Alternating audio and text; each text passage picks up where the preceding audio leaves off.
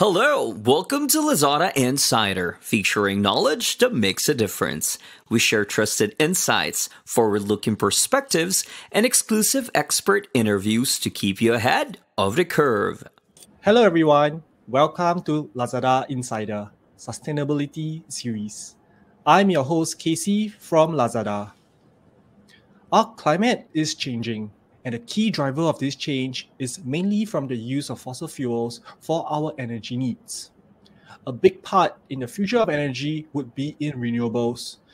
And today, we are very glad to have Aman, Group Chief Energy Officer of Enovatek, joining us to discuss this topic. Welcome, Aman. It's great to have you join us today. Thank you, Casey. It's a pleasure to be here today to share my insights with you guys. And I look forward to the rest of the interview. Before we dive into the discussion about renewable energy, could you let our audience know more about yourself? Sure. Thanks, Casey. A bit about myself. I have been in the renewable industry since 2008 and 2009, where I was involved in approximately 150 megawatts of solar farms. Fast forward to 2012, I am the founder of Enovatek Energy, which actually allowed me to pursue my passion to bring clean and green, and more importantly, affordable technologies to the masses to allow them to reduce their carbon footprint. With different kinds of renewable energy out there, what source of renewable energy would have the lowest barrier for adoption? Oh, so great question, Casey. Today, I think in Southeast Asia, we see three major sources of renewable energy. One being solar, secondly being wind energy, and thirdly being hydro. In terms of adoption rate, because we sit on the equator and for cost reasons, I think solar adoption has the least barriers to entry.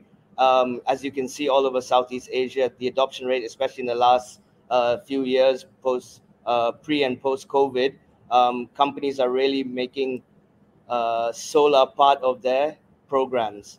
Having said that, also energy storage goes hand in hand with solar. Today, there's a lot of talk about energy storage. When we harvest the energy from solar, what do we do with it? If there's access, we don't want to waste it. So energy storage alongside solar has the highest adoption rate in Southeast Asia at the moment.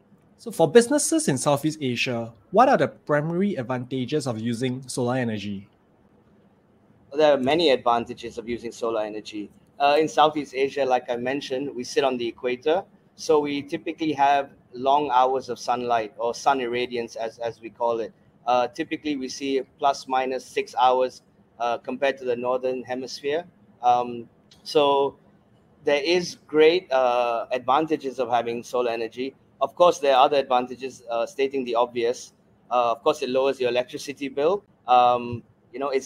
Today it is cheaper than other sources of energy, meaning fossil fuels. As you know, with the current situations, geopolitical situations in the world, oil prices have gone up, fossil fuel prices have gone up. Today, clean energy remains the cheapest version of energy out there. Another thing that I've seen in my experience also is energy independence. We have offices all across Southeast Asia. While our HQ is in Singapore, we also, for instance, have clients who are in an island in the Philippines, for instance, where they don't have access to AC grid infrastructure. So energy independence is playing a big part. Other countries also face typhoons or other issues that are out of reach or out of scope. So energy independence plays a huge part. We had one customer during COVID, again in Philippines, who actually put a solar roof. During the lockdowns, he had to shut his operations. But having said that, he was selling back to the grid, who ended up, recouping a lot of his income through solar generation.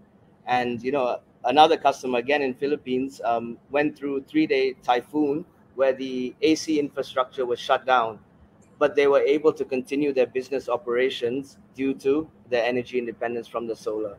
Those are very practical use of solar energies. Right. So are all businesses suitable to utilize solar energy? What alternatives are available to businesses that cannot utilize solar energy as a solution? Great question again, Casey. So, in short, all businesses can use solar energy in terms of their operations. However, there might be other challenges posted. For instance, you might not have a roof space or access to a roof space, or you might be in an old structure where you cannot, where the structure cannot take the weight of solar panels. There's a lot of other operational issues to do with solar panels, but in short, everyone should look at clean energy because everybody uses energy. In terms of other energy sources, I think clients or SMEs must look internally at where their energy usage is and start change from there. If you can lower your energy output internally without you having using clean energy, that is already one step forward. What are the most common barriers that SME face when trying to implement solar panel solutions? Have you observed any differences among Southeast Asia countries? That's also a great question. As we have offices all over Southeast Asia, we see many differences in different countries. For example, one of the challenges in Singapore is everything is vertically built. We have no access to a lot of land space, and any empty land is also very expensive.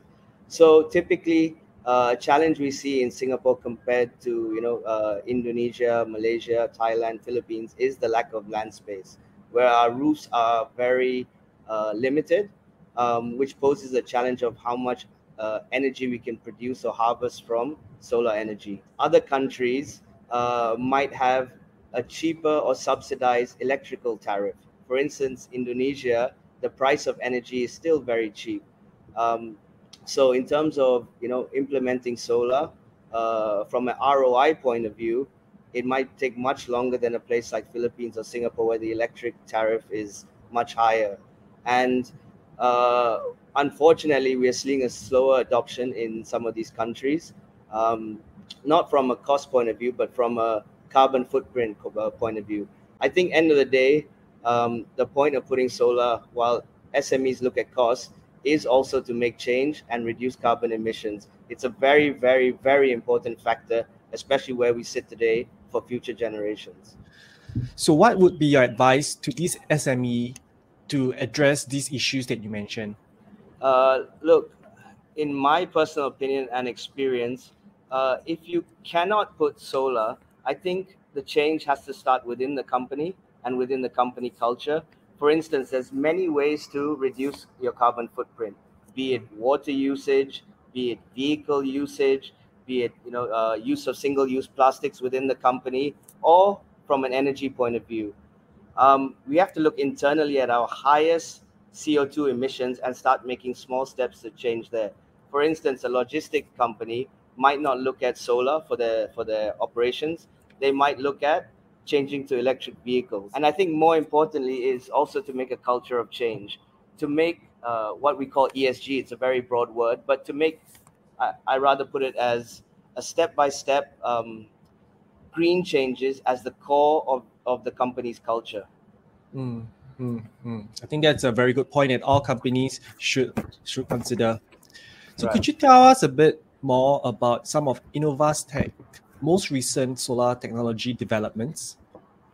Right. Thank you. Yeah. So in Enovatek Energy, we do things a bit differently compared to your normal solar players. So Enovatek Energy vision is to bring clean and affordable energy to the masses. So as you know, air condition is one of the highest grossing CO2 emissions appliances out there. So our technology is actually solar air conditioning, where in the day, in short, in the day, we drive our aircon's energy through solar, and at night it intelligently switches back to the grid. Um, of course, there are a lot of questions like what happens on a rainy day, but the long story short is we are always using clean energy first as the first option to drive our air conditioning.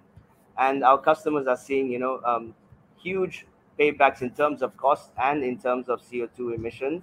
On average, there's about a 65% savings compared to other air conditioning. So we're seeing a huge drive to look at the appliance side in terms of SMEs to lower their costs and also to lower their carbon emissions.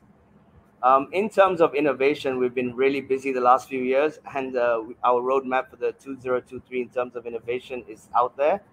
We are now focusing on the appliance side through solar, meaning to say that in terms of our aircon, we are now coming up with a VRV unit to better SMEs. We have realized that a lot of SMEs in Southeast Asia use VRV units for practicality reasons. So we hope to launch in Q2. Other innovations include solar air conditionings for buses. As we try and move out of the diesel and oil world, and as buses or vehicles get electric, we also want the appliance side within vehicles to become clean, right? So I think we're making a lot of strides forward in terms of our innovations and really listening to what our SME clients want, and we are trying to innovate on that. Thank you for the sharing, Aman. That brings us to the end of today's episode. And it was really great speaking to you. Thank you so much for joining Lazada Insider. Thank you, Casey. It's a pleasure being here, and I hope we can have more conversations in the future. This is Lazada Insider. We hope you enjoyed this episode. Make sure you click follow and subscribe so you don't miss our latest insights and expert interviews. Thanks again for joining us. Until next time, take care.